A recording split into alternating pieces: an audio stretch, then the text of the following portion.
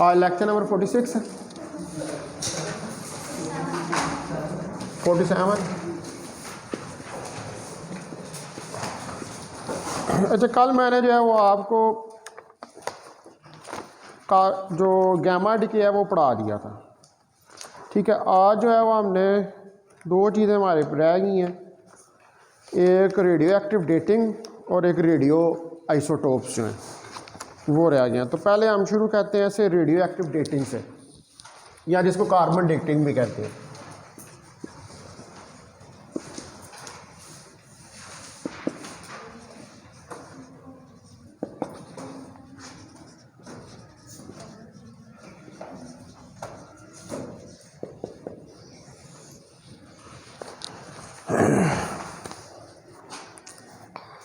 तो सपोज करें कि आपके पास कोई न्यूक्लियाइड है जिसको हम आई से डिनोट कर रहे हैं, और वो न्यूक्लियाइड जो है वो किसी प्रोडक्ट न्यूक्लियस एफ के अंदर जो है वो कोई हाफ लाइफ T1/2 के बाद कन्वर्ट होता है, ठीक है। मतलब कि डिके करता है। सारी बात है कि जब डिके करेगा तो जो पेरेंट है वो डॉटर के अंदर जो है वो कन्वर्ट होगा। तो हम यहाँ पर कंसिडर करते हैं कि consider a initial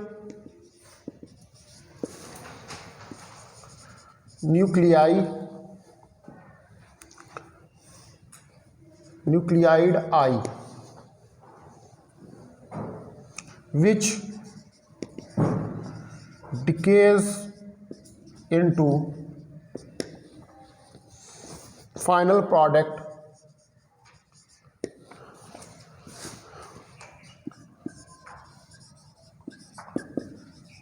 nucleus F, किसी फाइनल प्रोडक्ट न्यूक्लियस F के अंदर जो है वो डिके करके कन्वर्ट होता है विद ए हाफ लाइफ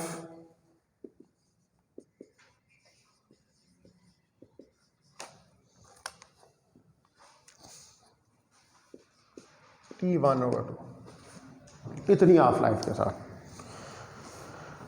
तो हमारे पास जो इनिशियल नंबर ऑफ न्यूक्लियाई हैं, ठीक है, the initial number of nuclei that is equal to n0, वो n0 के बराबर हैं, यानी कि ये किस पर है, at t is equal to 0, यानी कि अभी जब उसने डिके करना शुरू नहीं किया तो उस वक़्त जो है हमारे पास वो न्यूक्लियाई n0 हैं टाइम t0 के ऊपर। लेकिन उसके बाद जो है ये फाइनल प्रोडक्ट के अंदर कन्वर्ट होगा। तो जब ये फाइनल प्रोडक्ट के अंदर कन्वर्ट होगा तो इसका मतलब है कि कोई टाइम जो है वो पास होगा, यानी कि टाइम के पास होने के बाद ये डिके करना शुरू करेगा। तो वो हमारे पास जो है वो कितने होंगे, वो suppose NT of original nuclei remain while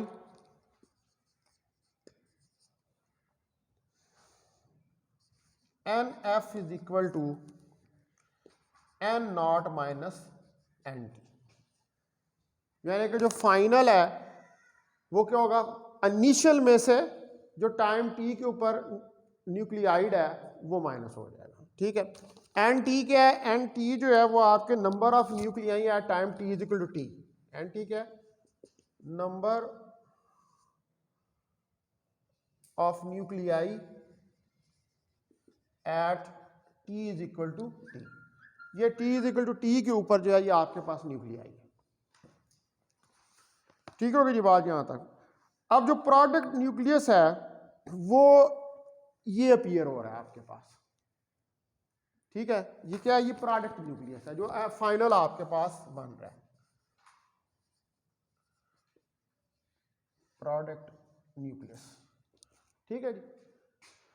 तो n0 में से NT माइनस हो जाएंगे, यानी कि इनिशियल जो है वो क्या करेगा, वो फाइनल में डिके करेगा, तो n0 में से NT निकल जाएगा, तो फाइनल कंपाउंड न्यूक्लियस जो है वो आपके पास डिके के बाद जो है आ जाएगा, जिसकी हाफ लाइफ जो है T1/2 है।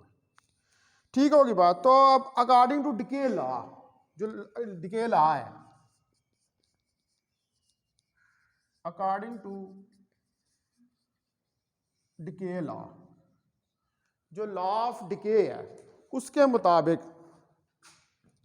एन टी जो है ये बराबर है एन नॉट ई की पावर माइनस लैम्डा, ठीक है। और यहां से अगर आप एन, सॉरी इसको कह लें आप एन इनिशियल, ठीक है, एन नॉट ई की पावर माइनस लैम्डा टी के बराबर है, और एन इनिशियल जो है वो डिवाइडेड बाय एन नॉट जो है वो ई की पावर माइनस लैम्डा टी के बराबर आ जाएगा।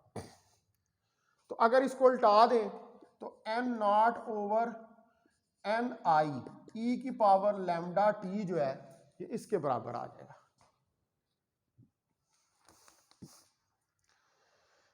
अब अगर मैं दोनों तरफ जो है वो लॉग ले लूं तो log of N nought over N I, तो ये लॉग ऑफ जो है ये क्या आ जाएगा जी, जब इसका लॉग होगा तो ये लैम्डा टी के बराबर आ जाएगा।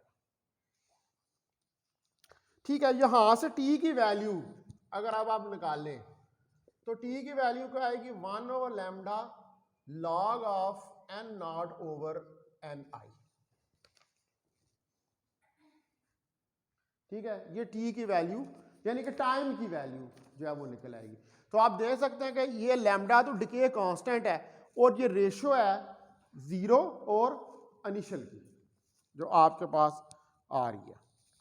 ठीक है जी, तो अब हमारे पास जो हाफ लाइफ है रेडियो एक्टिव एलिमेंट की, half life of radio active element, जो हाफ लाइफ है हमारे पास रेडियो एक्टिव एलिमेंट की वो T1/2 log of 2 divided by lambda के बराबर होती है। ठीक है जी, जो 0.693 के बराबर होता है। तो यहां से अगर लैम्डा की वैल्यू निकालूं तो लैम्डा की वैल्यू जो है वो मेरे पास log of 2 divided by T1/2 के बराबर जो है वो आ जाएगा।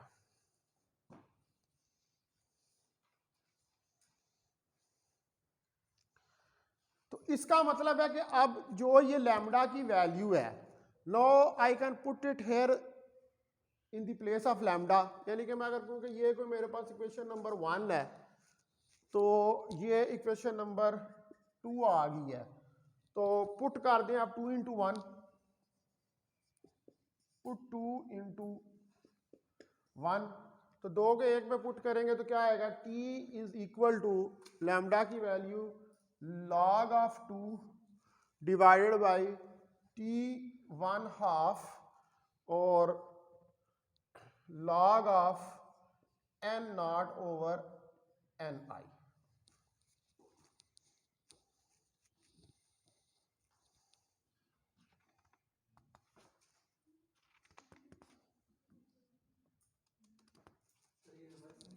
और ये हाँ ये इनवर्स नहीं, एक मिनट इसको ना ठहरो, सॉरी वो ये ऐसे लिखो इसको 1 इनवर्स बाद में करते हैं उसको। ठीक है, 1 ओवर वो वैल्यू यहाँ पर log of 2 divided by T1 over ऐसे।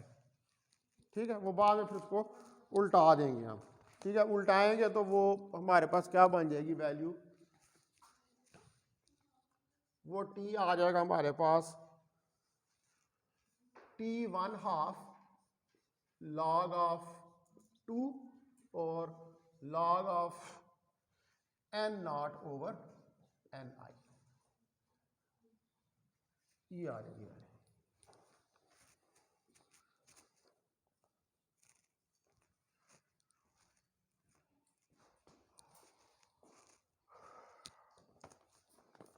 ठीक है जी, ये इक्वेशन, ये अब किसकी इक्वेशन निकल रही है, टी की। अब इसके अंदर जो एन नॉट है, ठीक है, एन नॉट की जो वैल्यू है, तो एन नॉट जो है जो आपके पास आपने वैल्यू अभी निकाली थी एन एफ जो है ये बराबर था N not minus N t के। तो यहां से अगर मैं एन नॉट की वैल्यू निकालूं तो एन नॉट जो है वो मेरे पास N I plus N F जो है इसके बराबर आ जाएगा। ठीक है, तो ये वैल्यू जो एन नॉट की है इस इक्वेशन के अंदर, जो ये इक्वेशन आई है हमारे पास, इसके अंदर आप सब्स्टिट्यूट कर दें तो T 1/2 log of 2 into N nought की जगह पर N I plus N F divided by N आई।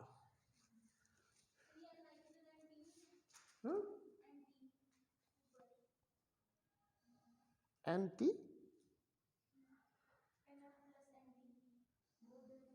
नहीं, N F plus N T कब है?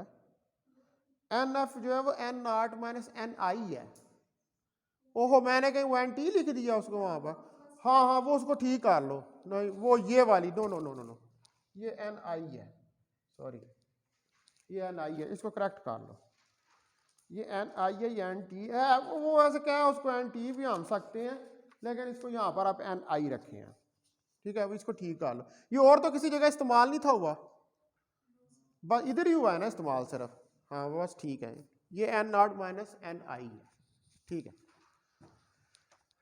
अच्छा अब आपके पास जो यानी कि ये वैल्यू आ गई टी की, इसमें एन आई और एन फाइनल का मतलब है कि जो इनिशियल है और जो फाइनल है, यानी कि पेरेंट और डॉटर, बस उसका डिफरेंस है। तो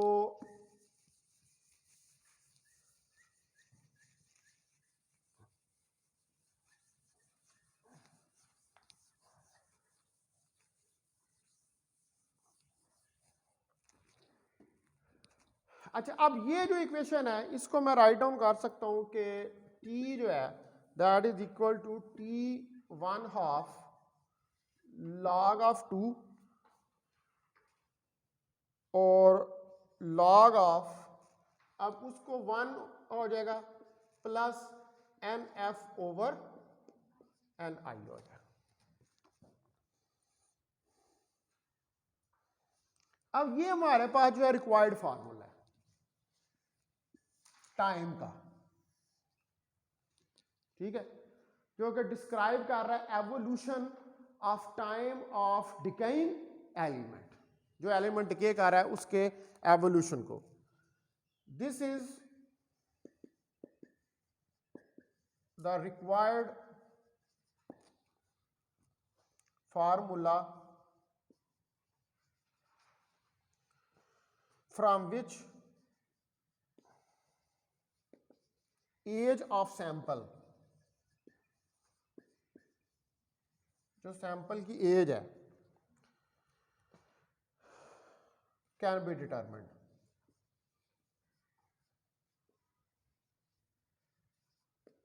यानी कि बेसिकली इस फार्मूले का मकसद ये है कि जो मतलब जो आपका रेडियो एक्टिव सैंपल है वो कितनी देर तक जिंदा रहेगा। ठीक है, जिंदा रहने का मतलब है कि भाई कितनी देर तक पूरा डिके नहीं कर देता, तो पूरा तो नहीं फाइंड कर सकते, तो फिर इसलिए उसके अंदर हम क्या ले आए हैं, हाफ लाइफ को ले आए हैं। ठीक है, तो this equation hold when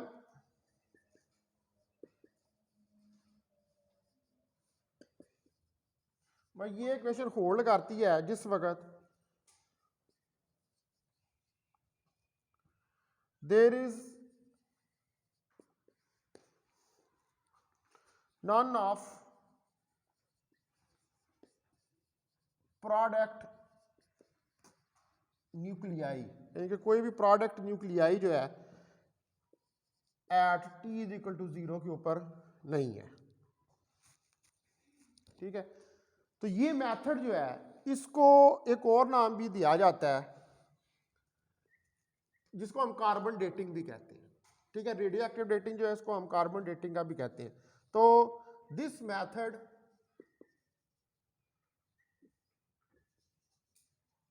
of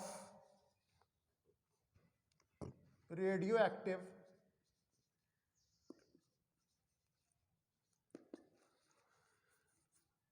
carbon dating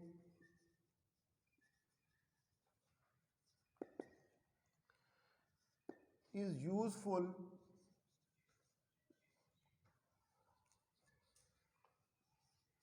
for organic samples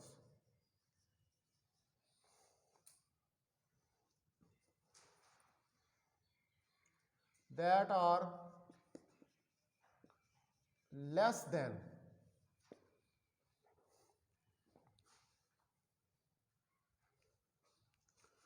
about 10 half lives in age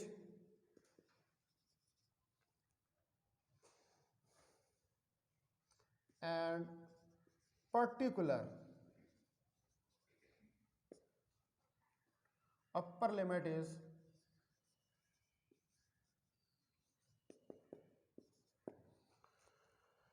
about 50,000 year.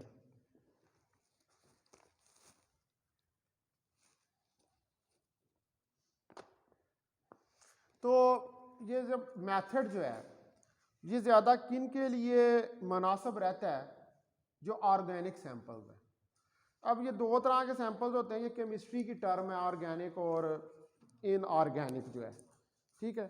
तो मैं अब इसकी यहाँ पे डिटेल में नहीं जाऊँगा कि ऑर्गेनिक क्या होता है और इनऑर्गेनिक जो है वो क्या होती है, लेकिन ये है कि ये उनके लिए ज़्यादा जो ऑर्गेनिक सैंपल्स जो हैं, यानी कि ऑर्गेनिक रेडियो एक्टिव सैंपल्स जो हैं उनके लिए इस्तेमाल होता है।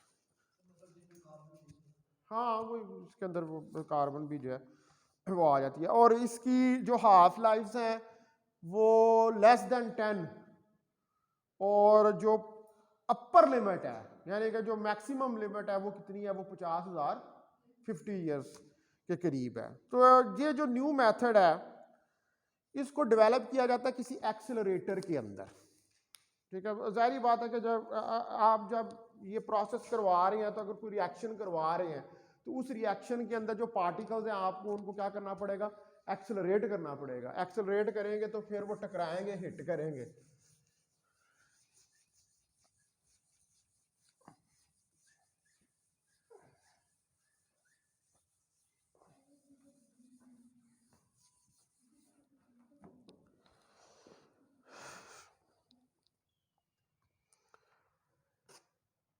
A new method have been developed, एक नया मेथड जो है वो डेवलप किया गया in which an accelerator is used,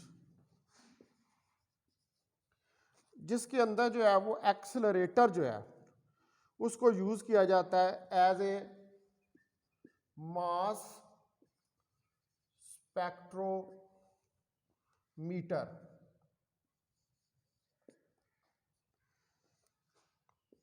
to determine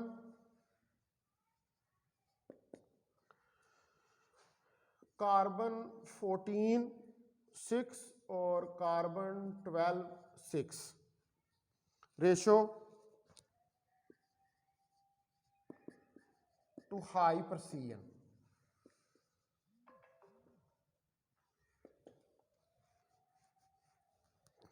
ठीक है। अब एक और मेथड जो है वो इसके लिए जो है वो यूज किया जाता है जिसके अंदर आप कार्बन की रेशो लेते हैं। अब ये दो क्या हैं, ये कार्बन के आइसोटोप्स हैं, इनकी आप रेशो लेते हैं मास स्पेक्ट्रोमीटर। मास स्पेक्ट्रोमीटर या मास स्पेक्ट्रोग्राफ का क्या काम होता है कि वो आइसोटोप्स को अलग कर देता है, ठीक है। तो उसके अंदर आप तो इसमें इसके अंदर भी अगर हम जो लॉ ऑफ डिके है,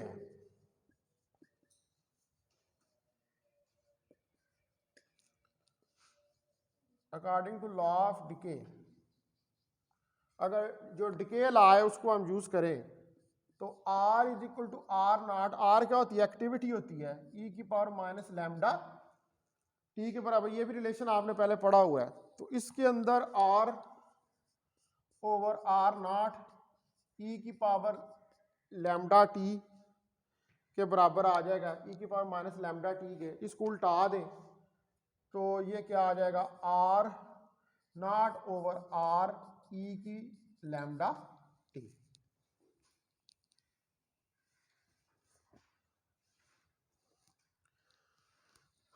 तो यहां से log ले लें आप दोनों तरफ, तो log of R naught over R lambda t के बराबर आ जाएगा, और इधर से भी टी की value 1 over lambda log of R naught over R के बराबर निकल आएगी।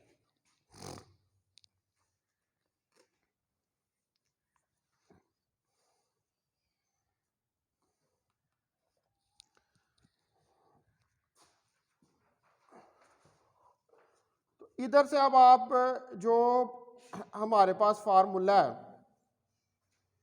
लैम्डा का, यानी कि लैम्डा की वैल्यू अगर यहां पर हम पुट कर दें वो जो हाफ लाइफ वाला फार्मूला है उससे, ठीक है, तो वो यहां पर लैम्डा की वैल्यू पुट करेंगे तो क्या आएगा, T1/2 log of 2 into log of R naught over R, ये वही टाइम निकल आएगा।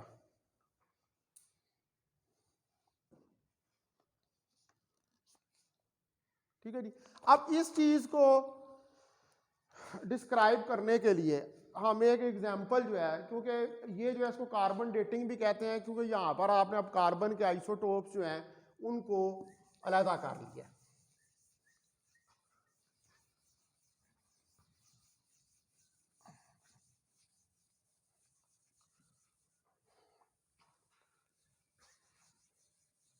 तो एक एग्जांपल हम कंसिडर करते हैं।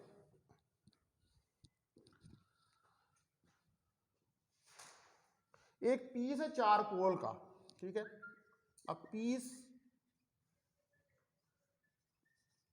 Of charcoal containing 25 gram of carbon, जिसके अंदर 25 ग्राम जो है वो क्या है, वो कार्बन है। ठीक है, is found in some ruins of an ancient city। ruin का मतलब होता है कोई तबाह बर्बाद, डिस्ट्रॉयड, एशियंट पुराना शहर, उसके अंदर ये मिलता है आपको। तो the sample show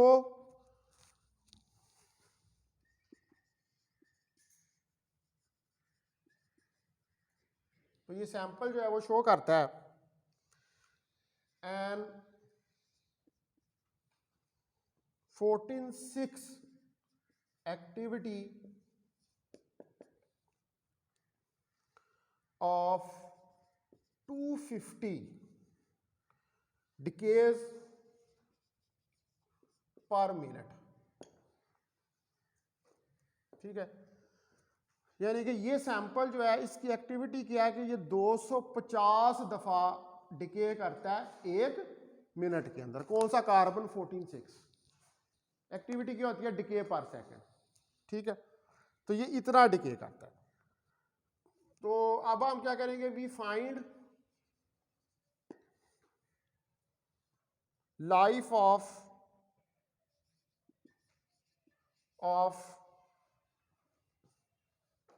tree from which this charcoal came being dead।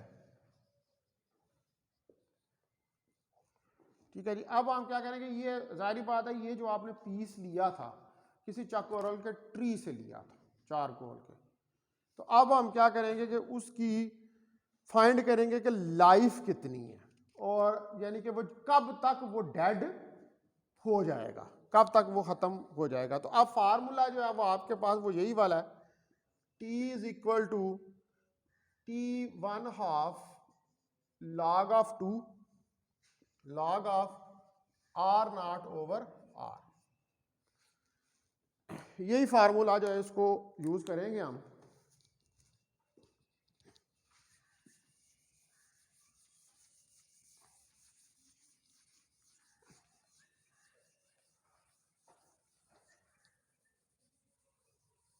मतलब इस सैंपल की लाइफ को फाइंड करने के लिए।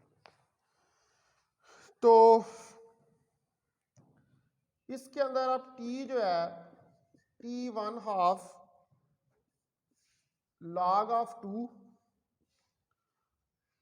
log of R naught M NA log of 2 RM T1/2।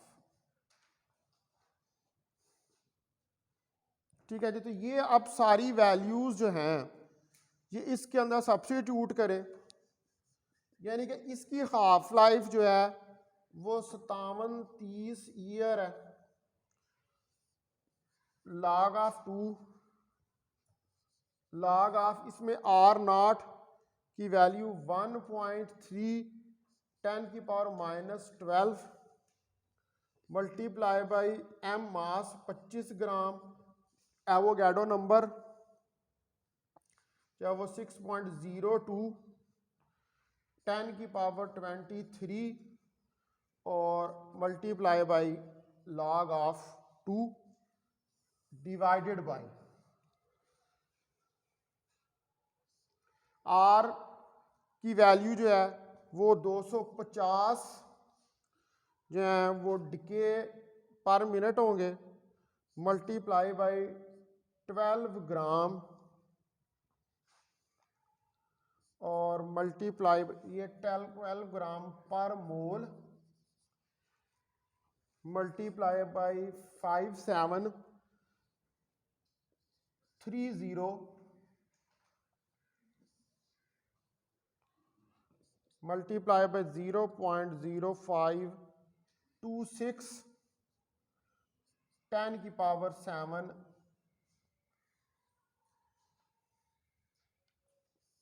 Minute.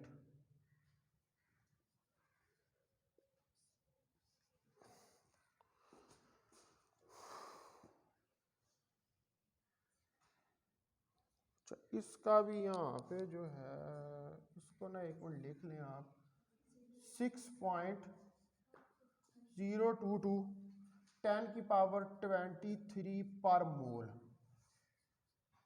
ठीक है, log ऑफ 2 के बराबर।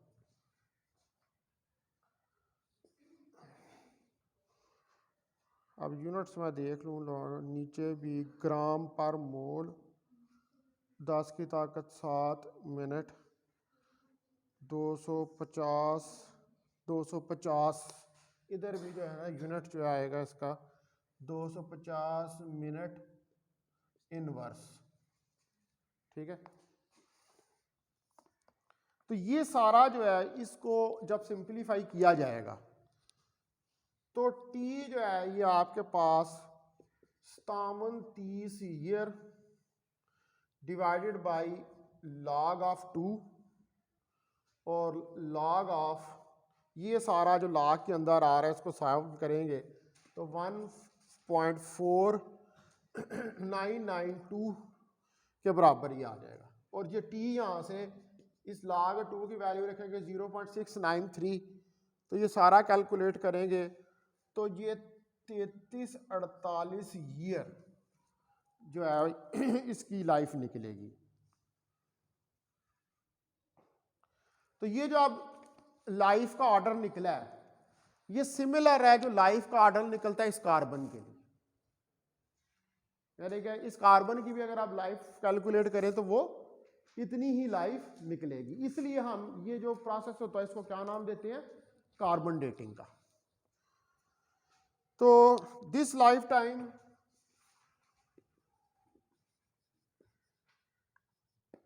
Is of the same order, ये लाइफ टाइम जो है ये सेम ऑर्डर का है of magnitude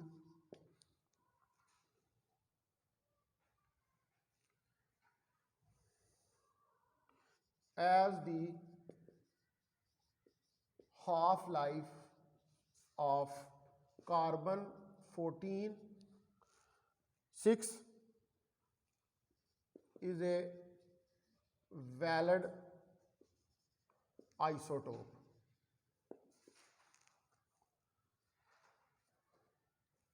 To use this sample.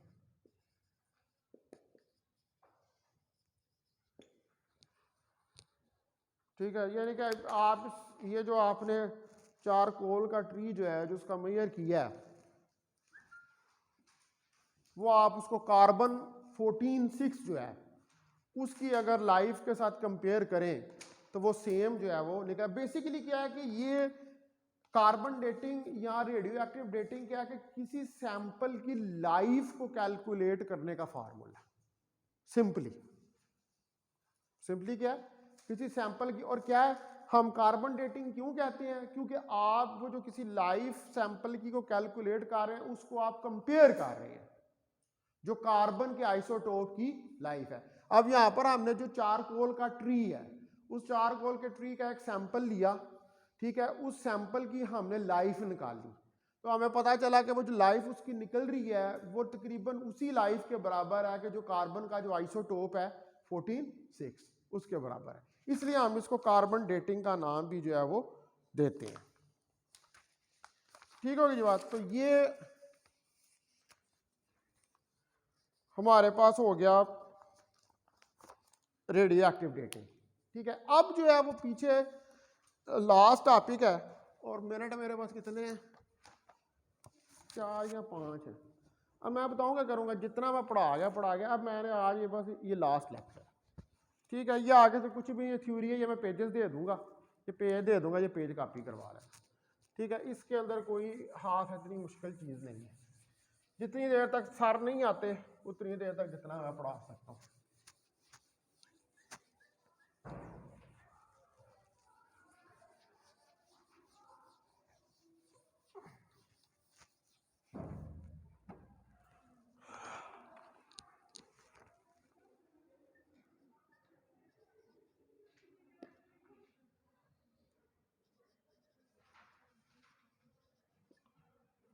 Radio isotopes,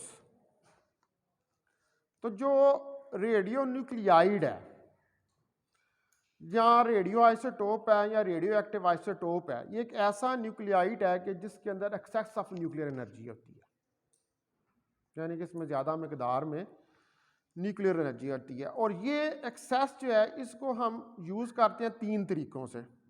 यानी कि वो 3 तरीके क्या होते हैं कि एक तो ये एमिट होता है न्यूक्लियस में से गैमा रेडिएशन की फॉर्म में, ठीक है, और ट्रांसफ़र होता है इसके इलेक्ट्रॉन को रिलीज़ करने के लिए कन्वर्जन इलेक्ट्रॉन, और एक और नया पार्टिकल उसके नतीजे में जो है वो जनरेट होता है जिसको कि हम बीटा पार्टिकल का नाम देते हैं। यानी कि कहने का मतलब ये है कि इसके अंदर गैमा डिके भी होता है, बीटा डिके भी होता है और अल्फा डिके जो है वो भी होता है। तो ये जो हमारे पास एमिशंस हैं इनको हम इन एमिशंस को क्या कहते हैं कि ये जो रेडिएशंस निकल रही हैं ये आयोनाइजेशन रेडिएशंस हैं। क्यों ये आयोनाइजेशन रेडिएशंस हैं? बिकॉज अगर आप इन रेडिएशंस को फॉल करें, ठीक है, किसी मटेरियल के ऊपर, तो इन रेडिएशंस के अंदर ये पावर होती है कि ये पेनिट्रेट करती है। ठीक है, इनके अंदर पेनिट्रेटिंग पावर, पेनिट्रेशन यानी कि पेनिट्रेट करती है। तो जब ये पेनिट्रेट करती हैं तो उस मटेरियल के जिसके अंदर जाएंगी तो वहां पर आयोनाइजेशन प्रोड्यूस कर सकती हैं, एनर्जी प्रोवाइड करेंगी इलेक्ट्रॉन्स को। इलेक्ट्रॉन जो है वो नॉकआउट जो है वो हो जाएंगे, तो इसको आयोनाइजेशन के लिए भी जो है वो हम यूज कर सकते हैं। ठीक है, तो जो रेडियो एक्टिव डिके है इसमें स्टेबल न्यूक्लियाइड या समटाइम्स एक न्यू अनस्टेबल न्यूक्लियाइड जो है वो अंडरगो करता है फर्दर डिके में। ठीक है, तो जो रेडियो एक्टिव डिके है ये क्या, हमें तो पता है कि ये एक प्रोसेस, ऐसा प्रोसेस है कि जो रैंडम होता है, यानी कि खुद जो है वो रेडियो एक्टिव डिके जो है वो हो जाता है। अब यहाँ पर यह है कि एक तो हमारे पास रेडियो एक्टिव एलिमेंट्स ऐसे हैं कि जो पाए जाते हैं नेचुरली, जैसे यूरेनियम है, एक कल आपने पढ़ा था प्लूटोनियम, कि वो प्लूटोनियम जो है वो बनाया जाता है। अब वो जो रेडियो एक्टिव एलिमेंट है वो आर्टिफिशियल रेडियो एक्टिविटी से प्रोड्यूस किया जाता है, तो उसको भी हम रेडियो आइसोटोप्स कहते हैं। ठीक है, ये यानी कि जो आर्टिफिशियली जनरेट की जाती हैं या जो नेचुरली अकर करते हैं, ये सारे क्या हैं, ये रेडियो आइसोटोप्स हैं। और इनको मुख्तलिफ जो आपके पास केमिकल रिएक्शंस होते हैं या तरीके जो होते हैं उनसे इनको प्रोड्यूस किया जाता है। तो सिंपल इसका ये है कि ये वाला पेज रख लो, ठीक है। सिंपल ये है कि जो आर्टिफिशियली जो रेडियो एक्टिव आइसोटोप्स बनाए जाते हैं या जो naturally occurring radio active isotopes होते हैं वो सारे क्या होते हैं, उनको हम रेडियो आइसोटोप्स का नाम देते हैं। वो सारे रेडियो आइसोटोप्स, ये आगे उसके अंदर कुछ भी नहीं है, सिर्फ उसने मसाले जो हैं वो लिखी हुई है। ठीक है, ये बात अब आपका लास्ट लेक्चर था जब आपका खत्म हो गया।